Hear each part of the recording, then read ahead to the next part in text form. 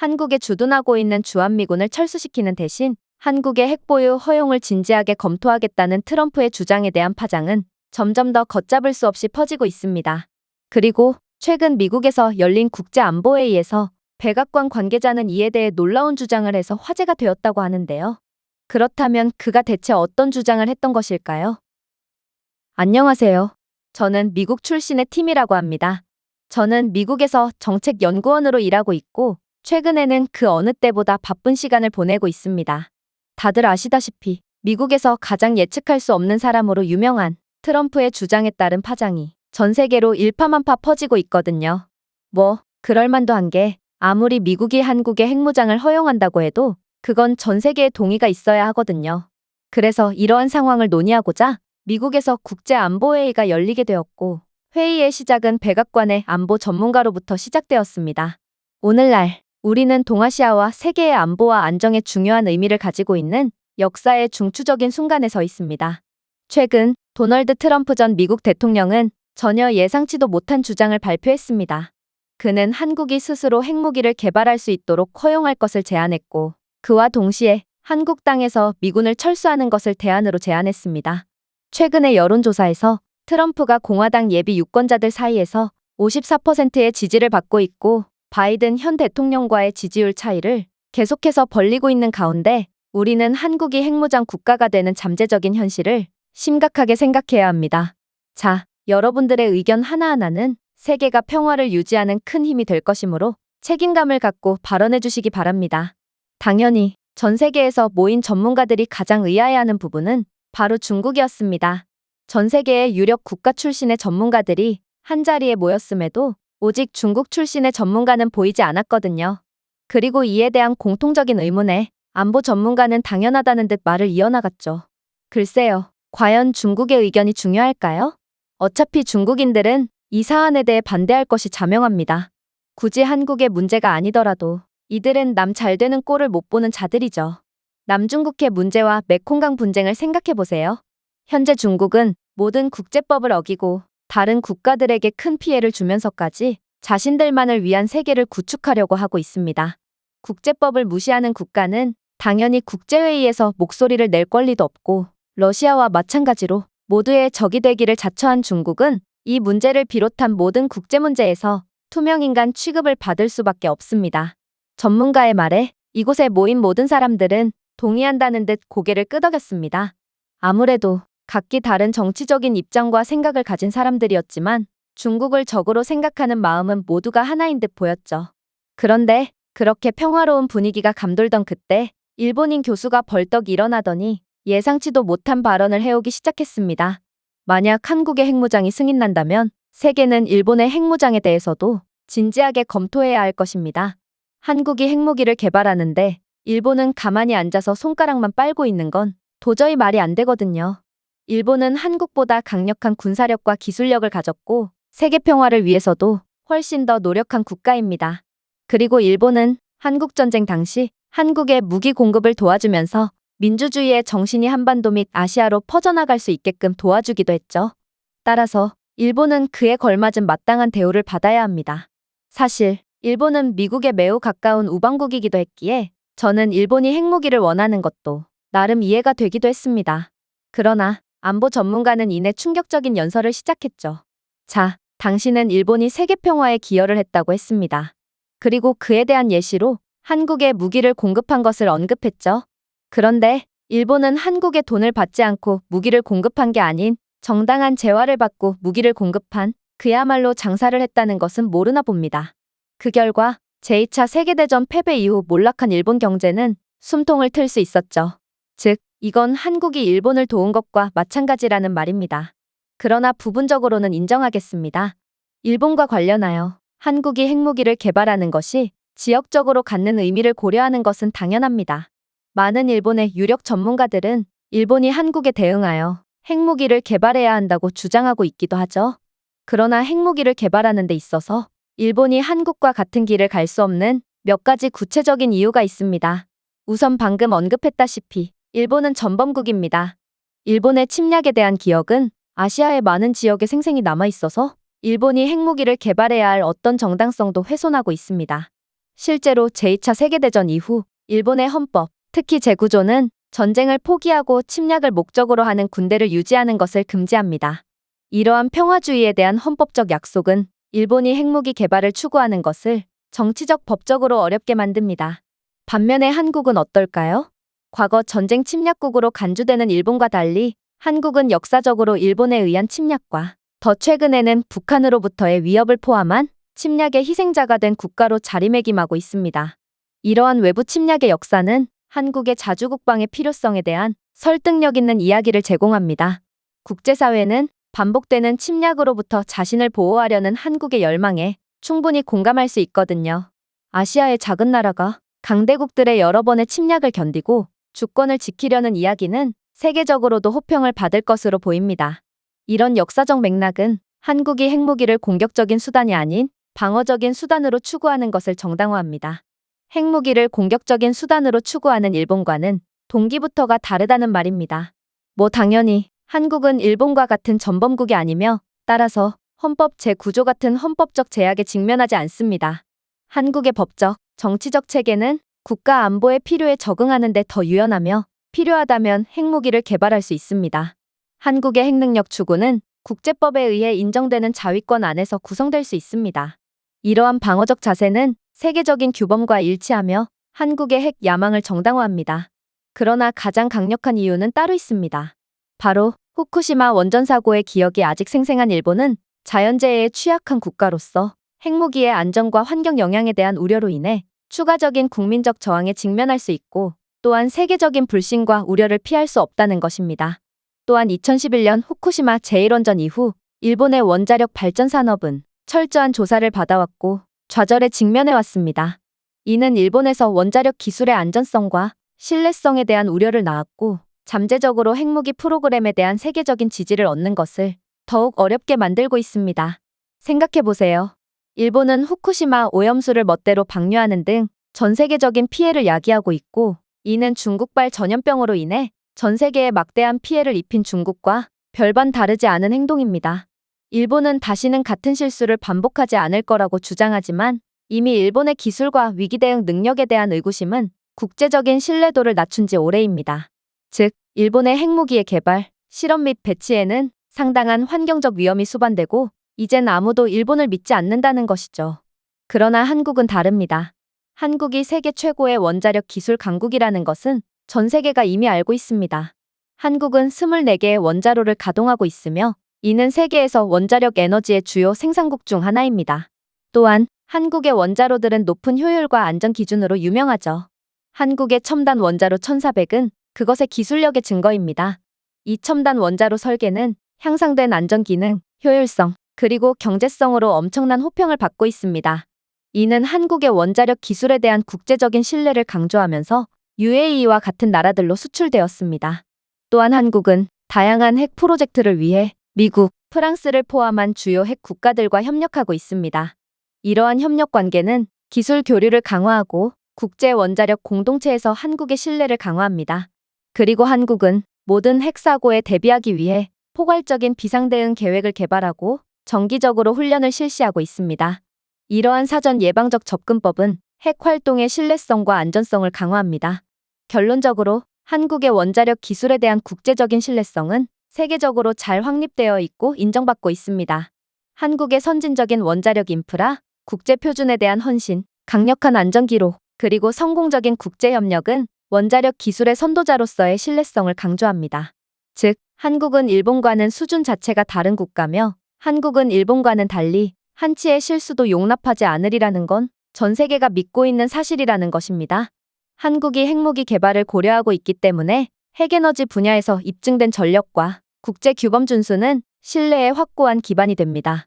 국제사회는 한국의 핵능력을 책임감 있고 안전하게 관리하여 지역 및 세계 안정에 기여할 수 있다는 확신을 가질 수 있습니다.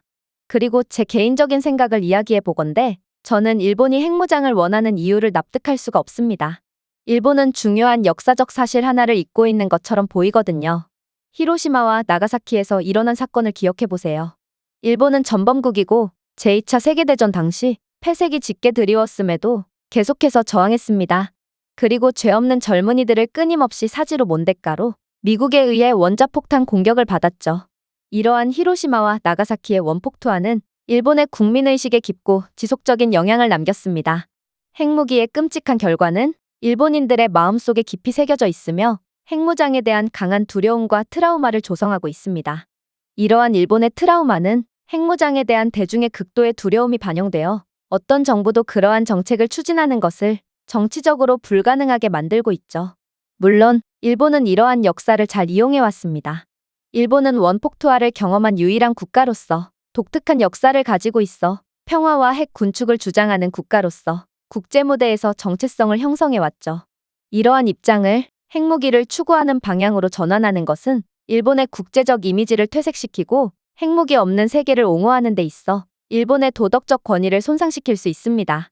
가면을 쓰고 착한 척을 하던 사람이 어느 순간 가면이 벗겨져 끔찍하고 추악한 내면을 대중들에게 들키게 되었을 때 그것이 어떤 영향을 미칠지 생각해 보았나요? 하지만 한국은 일본과는 전혀 다른 국민적 정서를 가지고 있습니다. 한국에서 국민들은 북한의 위협을 심각하게 인식하고 있으며 국가 안보를 위한 강력한 조치를 지지합니다. 한국의 국민들이 적대적인 이웃에 대한 자기 방어와 생존에 집중하는 것은 핵 개발에 대한 정치적 타당성을 제공합니다. 핵무기가 트라우마로 남은 일본과 달리 한국인들은 적극적 방어와 억제의 관점에서 핵무장을 봅니다. 그래서일까요? 한국의 대중과 정치 지도층은 핵무기의 필요성에 대해 더 많은 공감대를 찾을 수 있습니다. 한국의 국방정책은 북한의 위협을 포함한 안보적 요구에 의해 결정되고 핵무기 개발은 기존 국방정책의 맥락에서 국가 안보를 확보하기 위한 필수적인 조치로 틀이 짜여질 수 있습니다. 물론 세계적인 입장에서도 이런 한국의 상황에 공감할 수 있습니다. 한국은 현재 이들이 전 세계를 아우르는 엄청난 문화적 영향력을 행사하기 전에 분단국가로 먼저 이름을 날린 국가거든요. 또한 북한이 통제가 전혀 되지 않는 구제불능의 독재국가라는 것은 전 세계가 이미 알고 있습니다. 따라서 한국은 북한의 직접적인 위협을 받는 독특한 안보 딜레마에 처해 있죠. 이러한 실존적 위협은 북한과의 지리적 근접성과 결합되어 한국이 핵 억제를 추구할 수 있는 강력한 근거를 제공합니다. 그러나 일본은 북한의 위협에 대해 우려하면서도 북한의 미사일 능력과 현재 상황을 고려할 때 즉각적이고 직접적인 실존적 위협에 직면하지 않습니다. 이런 상황에서 전 세계가 한국의 핵무기 개발에 손을 들어주면서 일본의 입장은 무시하는 것은 어찌 보면 당연한 일이라고 할 수 있습니다.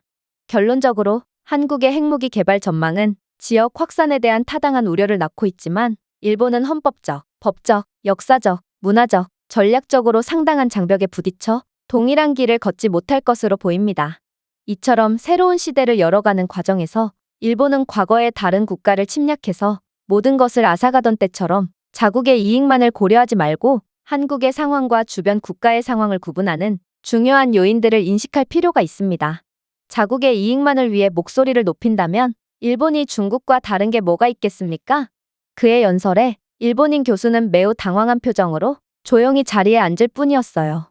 연로한 교수는 자신이 이렇게까지 처참하게 토론해서 패배할 줄은 몰랐다는 듯 연신당황하는 헛기침을 하는 등 안쓰러운 느낌마저 자아냈는데요.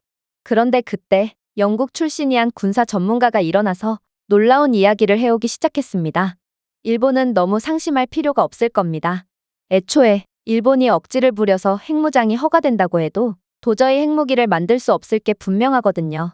일단 핵무기를 개발하기 위해서는 막대한 재정적 투자뿐만 아니라 상당한 기술적 인프라도 필요합니다.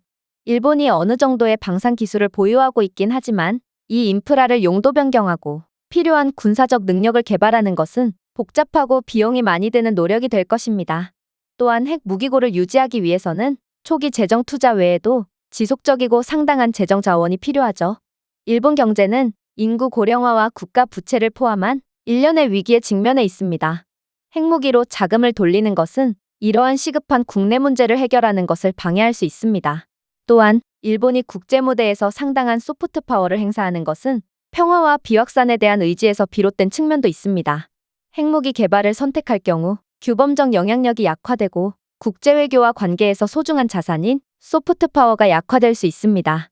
일본의 경제는 세계 시장에 고도로 편입되어 있고 당위성이 부족한 일본이 핵무기를 개발하는 데는 잠재적인 제재와 무역 제한을 포함한 막대한 경제적 비용을 수반할 것입니다.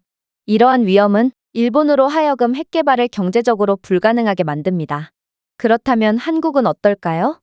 한국은 세계적인 경제적 지위를 위태롭게 하지 않으면서 핵무기를 개발할 수 있는 경제적 회복력과 기술적 능력을 가지고 있습니다. 또한 한국은 객관적으로 봐도 일본보다 뛰어난 선진 기술 인프라를 보유하고 있고, 이것은 한국이 정교하고 안전한 핵무기를 효율적으로 개발할 수 있도록 보장하죠. 그런데 무엇보다도 중요한 점은 따로 있습니다. 바로 최근 들어 강력해진 한국의 소프트 파워는 일본과는 달리 가식으로 쌓아 올린 것이 아니기 때문이죠. 일본은 겉으로는 평화를 내세우지만 이들이 제2차 세계대전 때 전 세계에 벌인 악행은 절대로 씻을 수 없는 중대한 범죄입니다. 그러나 한국은 다릅니다. 한국은 피지배 국가로서 그리고 분단 국가로서의 한계를 극복하고 헌신적인 노력 끝에 경제대국이자 문화대국으로 발돋움한 선진국이거든요. 이들의 이러한 감동 스토리는 핵무장을 함으로써 결국 위기를 극복하고 자주국방을 실현한다는 것으로 결말을 맺을 것입니다.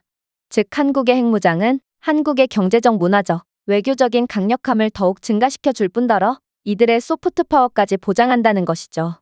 그러나 일본은 자신들이 저지른 과오가 오늘날 발목을 잡은 것입니다. 군사 전문가의 명쾌한 논리에 일본 교수는 더 이상 못 참겠다는 듯 몸을 덜덜 떨더니 이내 자신의 몸만큼 떨리는 목소리로 힘겹게 입을 열었습니다. 그래봤자 한국은 일본에 비한다면 기술 후진국일 뿐입니다. 이들이 일본에 점령당한 이유도 한국인들은 머리가 나빠서 첨단 무기를 개발하려야 할 수가 없었기 때문이죠. 그러나 일본은 세계가 인정하는 기술 강국입니다. 한국이 후진적인 기술력으로 느릿느릿 핵을 개발하다가 결국 북한이 그 틈에 먼저 밀고 내려오면 어떡한다는 말이죠?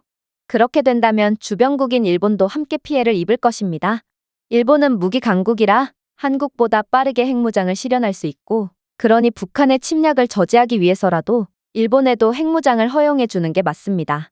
그러나 일본 교수의 동정을 자아내는 떨리는 목소리에도 영국 군사 전문가는 너무나도 단호했습니다.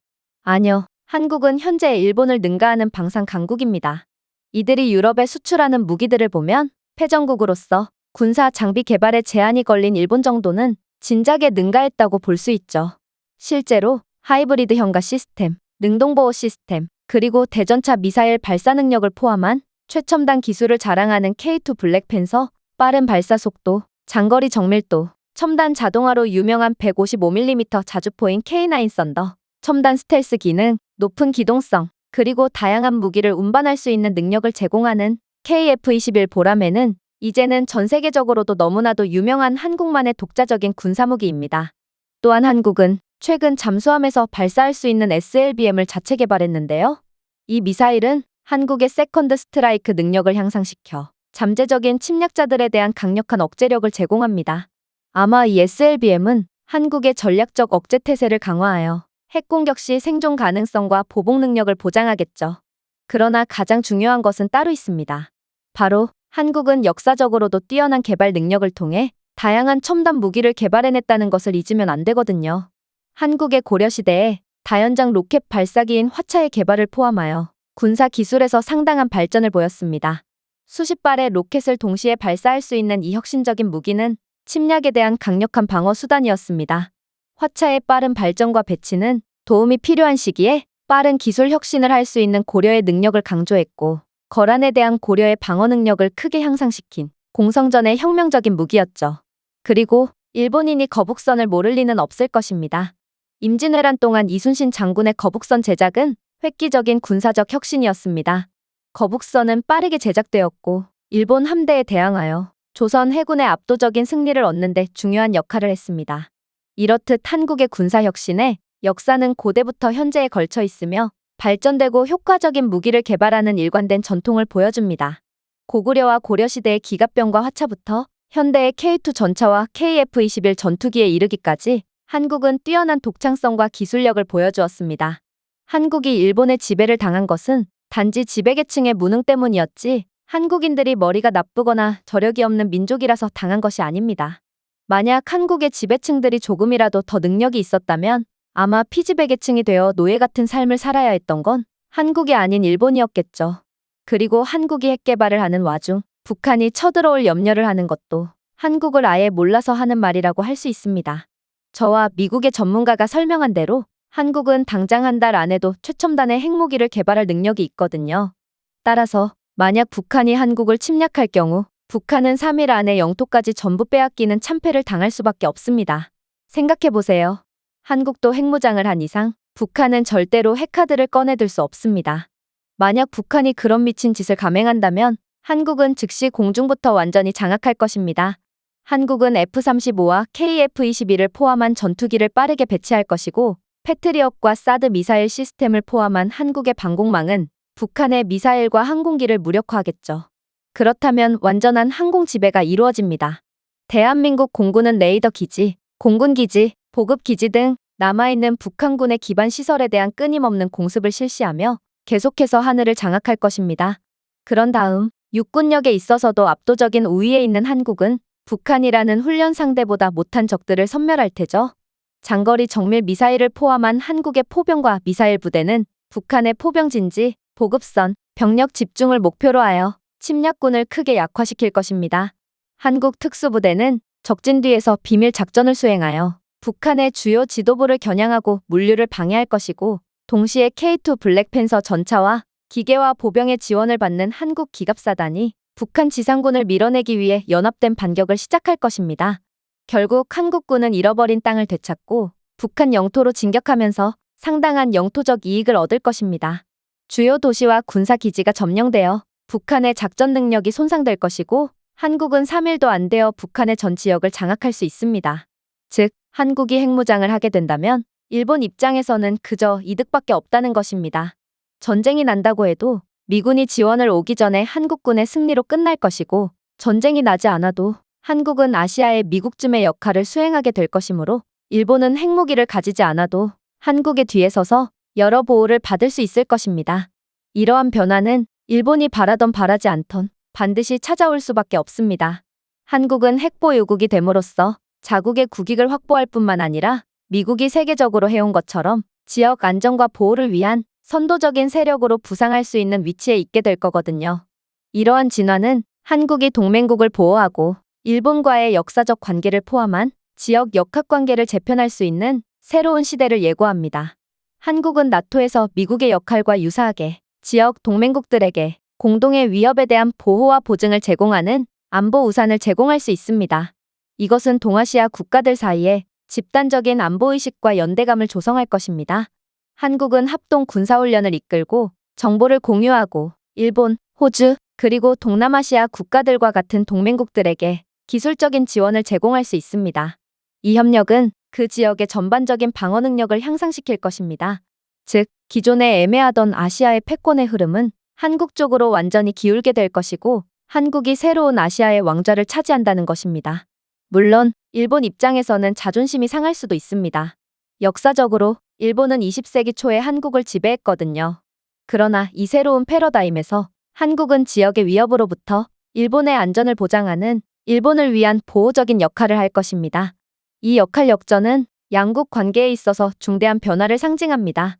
일본은 한국의 핵 억지력의 혜택을 받는 핵심 전략적 동반자가 될 것이고 그 말은 어쩔 수 없이 한국에 의해 사회 정치적으로 끌려다닐 수밖에 없다는 뜻이거든요. 그야말로 이러한 변화는 양국의 과거의 지배체계가 바뀌는 순간이 될 것입니다. 물론 일본 외의 다른 아시아 국가들은 한국이라는 새로운 패권국의 등장을 한껏 반길 것입니다.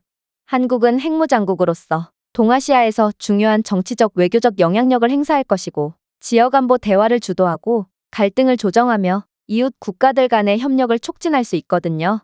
또한 한국의 높아진 위상은 세계 무대에서의 한국을 위치를 높여 국제기구와 글로벌 거버넌스에서 더 적극적인 역할을 할 수 있게 할 것입니다. 지역의 안정성을 강화하며 투자를 유치하고 동아시아 전역의 경제 성장을 촉진할 수 있습니다. 안보를 보장하는 한국의 리더십은 경제 발전에 유리한 환경을 만들 것입니다. 그리고 한국의 국방 기술에 대한 집중은 민간 응용으로 혁신을 촉진하여 더 넓은 경제에 도움이 되고 지역의 기술 능력을 향상시킬 것입니다. 그야말로 이젠 한국의 시대가 열렸다고 볼 수 있는 것이죠. 결론적으로 한국의 잠재적인 핵무장은 지역에 획기적인 기회를 제공합니다. 핵무장국이 됨으로써 한국은 미국과 비슷한 역할을 수행하여 동맹국을 보호하고 안정을 보장할 수 있습니다. 이러한 진화는 한때 한국의 통치자였던 일본이 이제는 한국의 보호 능력에 의존하는 존재로 전락하는 등 지역의 역동성을 크게 바꿀 것입니다. 한국의 리더십은 보다 안전하고 번영하고 안정적인 동아시아를 육성하고 집단 안보와 협력을 촉진할 수 있습니다. 이 비전을 수용함으로써 한국은 진정으로 아시아의 미국이 될 수 있고 다음 세대를 위해 이 지역의 평화와 번영을 보호할 수 있습니다. 전문가의 말에 연로한 일본 교수는 그만 떨리는 몸을 제어하지 못하고 그 자리에서 나자빠지고 말았습니다. 아무래도 그는 그의 시대에서는 상상치도 못했던 양국 관계의 역전을 도저히 인정할 수가 없던 모양이었는데요. 저는 한국의 이러한 저력이야말로 자신들을 수탈했던 일본에 대한 진정한 복수가 아닐까 싶어 존경심을 느끼면서도 한국이 도대체 어디까지 성장할지 두려움마저 느끼는 중이랍니다. 제가 준비해온 내용은 여기까지입니다. 끝까지 시청해주셔서 진심으로 감사드리며 여러분들의 구독과 좋아요, 알림 설정은 영상 제작에 큰 힘이 됩니다. 이상 세모튜브였습니다.